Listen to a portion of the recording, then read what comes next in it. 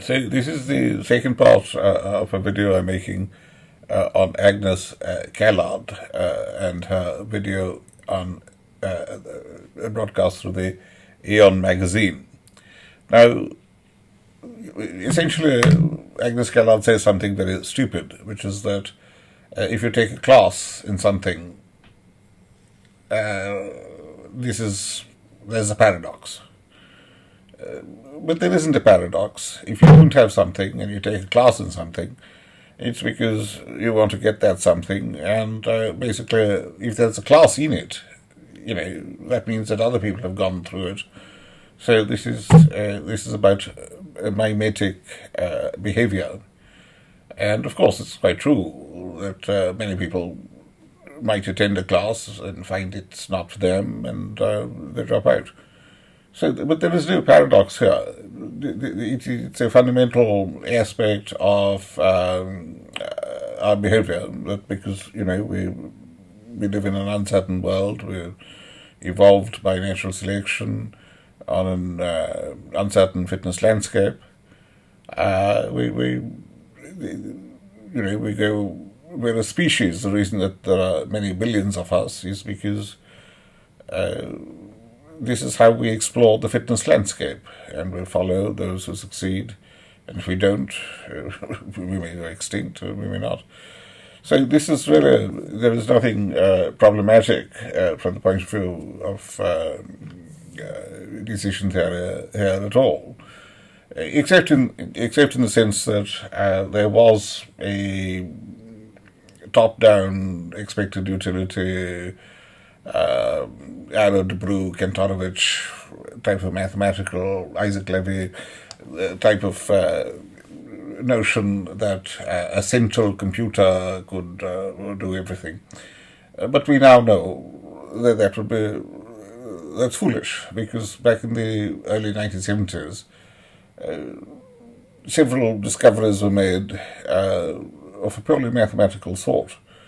Things like concurrency, Dijkstra, concurrency deadlock and live lock, and these are problems which afflict a CPU.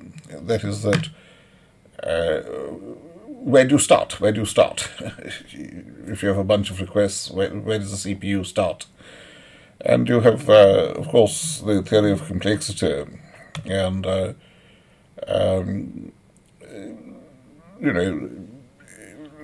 notion that information is costly, and the notion that to find substantive solutions to social problems requires one to go into exponentially higher time classes of mathematical problems. So, and the thing is not tractable.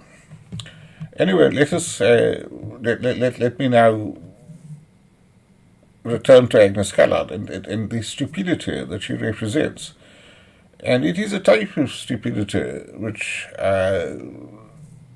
has grown markedly over the last 25 years. Because, this lady starts off by talking about something reasonable. What do we hope to do when we attend a class on the appreciation of classical music? And arguably, whatever you're going to come out of from that class isn't really appreciation of classical music at all. It's something that something structured, something perhaps alien to the spirit of music. But this is not the sort of point that she's making. These are humanistic points, and these are the sort of points which, as human beings, we understand. She's making completely different arguments. And this is shown by the fact that she leaps from things like being a mum. And there is no decision, there's no particular decision on being a mum. This is something, there is a creed, there is a developmental pathway, which, because we are biological beings who evolved under evolution, these are creeds, these are not these are developmental pathways. It is the fitness landscape which dictated what happened, and there's nothing to do with decisions. So instead of talking about being a mum, which is something which is always useful to hear about from a mum, which is a mum. So that's something she could say which was useful, but she's not going to say that. Instead, she's going to talk about the decision to be a vampire. Yes! How cool is that? In terms of a fictional example that's even more decision-y, right? So we had the classical music example, which I say it's not naturally really very decision-y. And then we have the having a child example, which is it's still not clear that like you do something and then the result is that you're transformed. But so the example she uses is becoming a vampire. So the idea is, suppose that it were made available to you to become a vampire, right? And if you become a vampire, you will have radically different preferences and experiences from the ones you have now. So you will lose interest in emotional connections to all the people around you. You'll be immortal. You'll have great fashion sense. You won't like daylight, right? You will want to drink blood. So like none of those things describe you now, right? And so so now you have to ask yourself, like, should I do it? Should I become a vampire? It doesn't look that attractive, right? Because it doesn't satisfy any of your current preferences. But I mean, if you decide to become a vampire, those will be your preferences, and then you'll say, "Oh, I love this. I love being a vampire." You know that because all your friends have decided to become vampires, and they love it, and they say, "Do it. It's great," right? And then the question is, what would it take, right? What would it take for the decision to become a vampire to be rational? And it looks like there's a fundamental problem here. At least if you model this as a decision and then you approach it as a decision theorist, right? Because the decision theorist is telling you, well, the rational decision is the one that maximizes the expected satisfaction of your preferences, right? The problem here is that there are two sets of preferences. The preferences you have now, pre-vampire time, and the preferences you will have if you decide to become a vampire, right? It's sort of like the pregnancy case, right? Suppose now you have all these preferences like liking to have lots of free time and,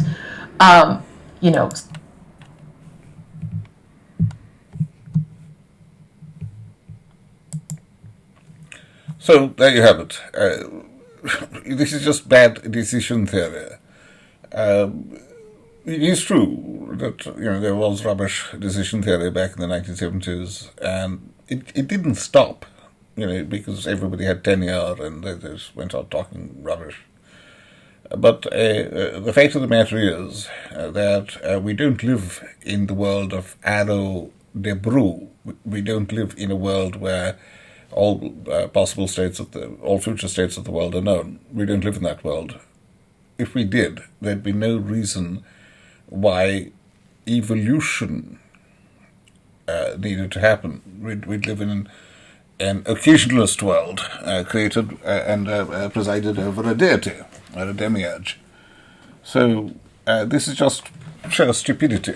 And Agnes Callard didn't take the right lecture because I was the lecturer there. Well, she's just stupid, and this is nonsense. Now the fact is that you can't become a vampire, but even if you can certainly behave. You can join a group of people who think they're vampires, but for decision theory, expected utility theory, there is no paradox, there is no great scandal. It's because it's perfectly possible to have meta preferences which affect your existing preferences, so that you have something like a turnpike.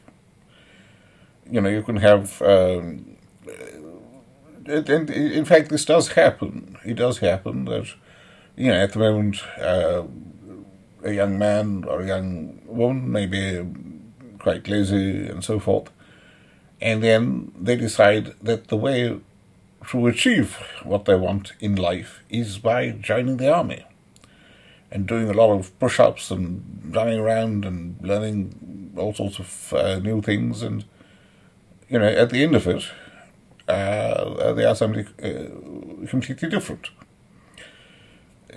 That's something like what in economics is called a turnpike theorem.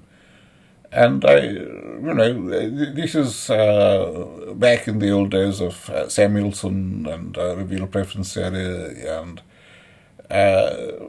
from the point of view of utility theory, there's no scandal there at all. The thing is, it can be represented. It has a relatively easy representation mathematically. So, my point about Agnes Callard is that she is talking nonsense. She doesn't know decision theory, and she's just shite. She's talking nonsense. And why is she getting quite a lot of coverage? I think the answer is because the world has come to feel contempt for philosophy, and that she is the poster child for the stupidity of this branch of academia. But there is a more general malaise. We've lost trust in experts, and by publicizing utter cretins like Agnes Callard, and I think she's from Czechoslovakia or something, and her English is horrible.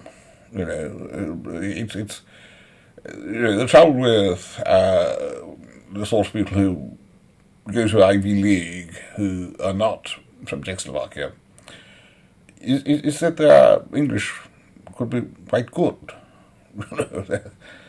And this is not the case with her. And I suppose what she represents is something that we all very dearly need to believe, which is that the liberal arts are useless, worthless, nonsense, and that it's a place where you exile